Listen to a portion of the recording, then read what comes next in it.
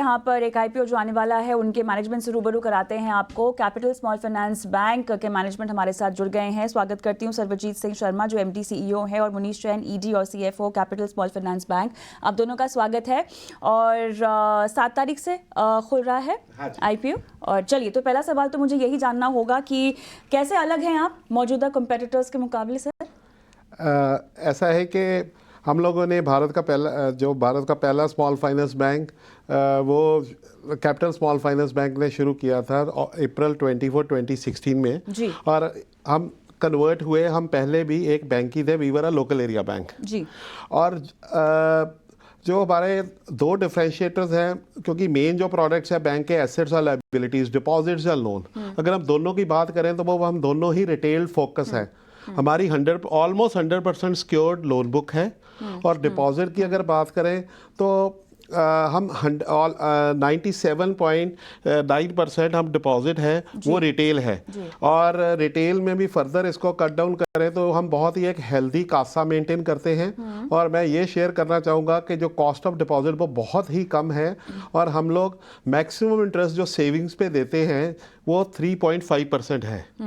तो ये सिंस क्योंकि हम लोगों ने एक बैंक से ही बैंक में कन्वर्ट किया है, तो ये जो लाइबिलिटी बिजनेस, जिसको ये डिपॉजिट बिजनेस कह देते हैं, specially this retail deposit liability business, इसका हमें 24 साल का एक्सपीरियंस है।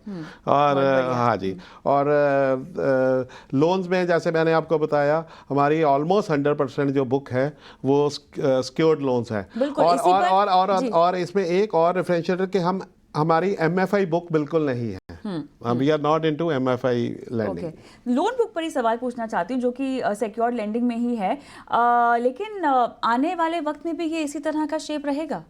जी मैम, अगर हम अपने टारगेट की बात करें, हम एक मिडिल इनकम ग्रुप लैंडर हैं, जिसे हम कहते हैं मध्य परिवार जो लैंडर, जिसको हम कहते हैं जिसका इनकम सालाना इनकम 4 लाख से 40 लाख है।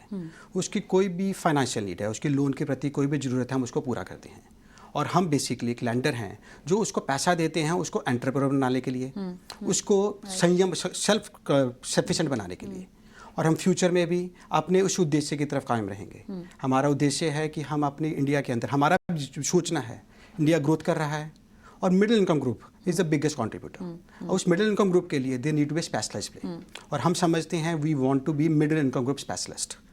तो आने वाले समय में भी हम यही उद्देश्य कैरी करना चाहते हैं।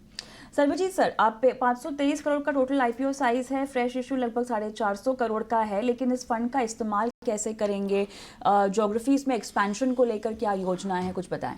ये जो आईपीओ बेसिकली प्राइमरी आईपीओ है, और जो ये पैसा आएगा ये बैंक की ये ग्रोथ कैपिटल ही है बैंक के लिए।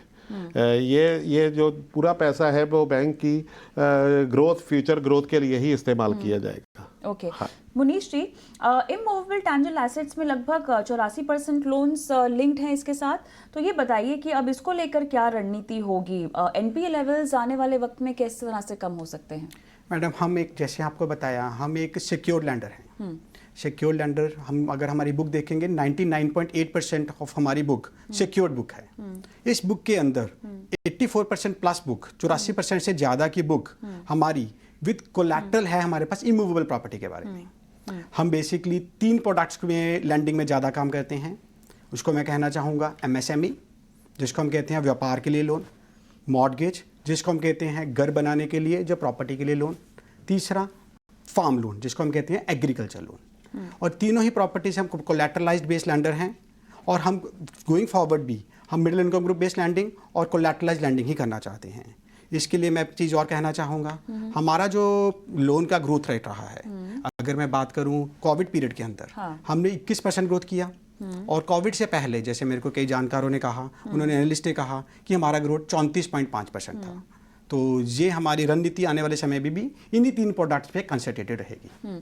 थोड़ा सा अगर आप विस्तार से बता सकें कासा रेशियो और साथ ही रिटेल डिपॉजिट्स जहाँ पर जो ग्रोथ है वो काफ़ी हेल्दी है ना, इस मोमेंटम को अगर हम और फ़ायदा आपके लिहाज से समझना चाहें तो कितना मोमेंटम बिल्डअप हो सकता है, जो मैं ट्रेंड समझना चाह रही हूँ आपसे? देखिए, ऐसा है कि शुरू से ही हम लोगों ने जो होता है कि एक अच्छी कस्टमर सर्विस देके और कस्टमर का कनेक्ट बना के, जैसे मनीष ने भी बताया हम मिडिल इनकम ग्रुप है, उस सेगमेंट पे ही हमारा फोकस है और हम चाहते हैं कि वो मिडिल इनकम ग्रुप के हम प्राइमरी बैंकर बने और हम उसी सेगमेंट को पे फोकस रखते हैं और यही एक मेन वजह है। बहुत सी और वजह भी हैं कि क्यों हम इतना कम रेट देकर भी 3.5% सेविंग देके भी एक हेल्दी कासा बिल्ड कर पाए हैं और उसको ग्रो भी कर रहे हैं और एवरेज टिकट साइज भी कासा बहुत अच्छा है। तो ये जो ये वाला जो पार्ट है इसमें क्योंकि हमारी हिस्ट्री है, ये बहुत देर से हम ये काम कर रहे हैं, तो आने वाली ग्रोथ को फ्यूल करने के लिए भी हम जो डिपॉजिट है उसी को इसी तरीके से ग्रो करेंगे with the low cost deposit, क्योंकि हमें एक्सपीरियंस है इस चीज़ में। अनुभव एक बहुत बड़ा एसेट है आप दोनों की इस बात में जो समझ में आ रहा है मुझे। लेकिन मुनीष जी ये बताएं, ग्राहक बदल भी तो रहा है, कोविड के दौरान से ही आपने देखा होगा ग्राहक बदला है। अब इतने सालों से क्योंकि आपकी नींव इतनी स्ट्रांग है तो बहुत बदलाव तो देखे होंगे। अब की बार जो बदलाव है और जिस तरह से आपने रणनीति बनाई है, ग्राहक की नीड्स को कैसे आप पूरा कर पा रहे हैं? मैडम इस बारे में मैं 2 बातें कहना चाहूँगा।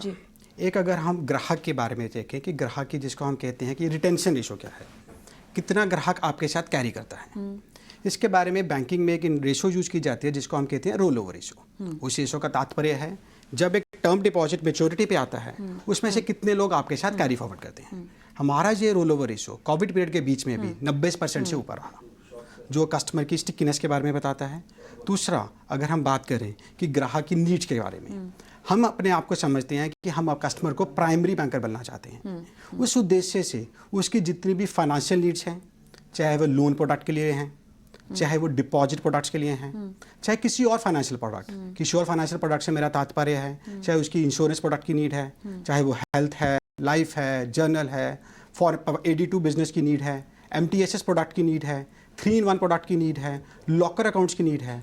ये सारी ज़रूरतें उसकी हम अपनी सारी ब्रांचेस से, चाहे वो डीपेस्ट ऑफ रिमोट रूरल भी है, वहाँ से सिंगल विंडो सर्विस के थ्रू अपने कस्टमर को प्रोवाइड करते हैं, ताकि कस्टमर को हम उसको एक आश्वासन देना चाहते हैं उसकी आज की और आने वाली फाइनेंशियल नीड्स को हम ध्यान रखेंगे और उसको पूरा करने के लिए सक्षम है।